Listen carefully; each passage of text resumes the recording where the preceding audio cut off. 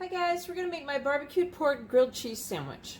So to start off, I had a 3 to 4 pound pork roast that I cut off the thick layer of fat on it, and I left the small pieces, the marble-ish parts, intact because that's going to help with the flavor.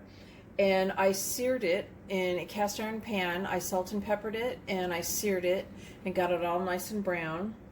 I'm going to place that in the crock pot. In a bowl, I'm going to add a cup of barbecue sauce. You can use whatever kind of barbecue sauce you like.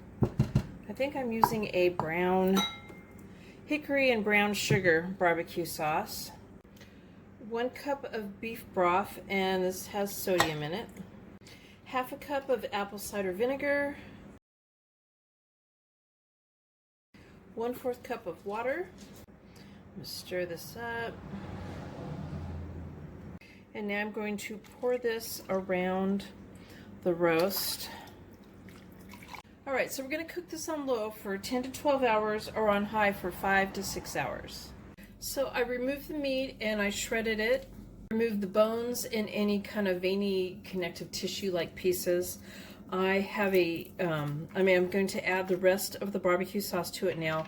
And the bottle that I got was 18 ounces. And mixing that in now. Okay, so I have enough slices of thick brioche bread to make 4 sandwiches. I'm going to be using 8 slices of Munster cheese. I have about 3 tablespoons of salted butter melted and a brush for that. My barbecue meat, and I have some thinly sliced purple onions. My griddle, I have both burners heating up to 4.5, which is medium-low. I'm going to do this on one side of each slice. Put the butter on it. I'm going to place the bread, a piece of cheese. You could also do this in like a Teflon skillet. That would work too. I put a nice good helping of the meat on each slice. And I'm going to go ahead and place a couple onions on each of these.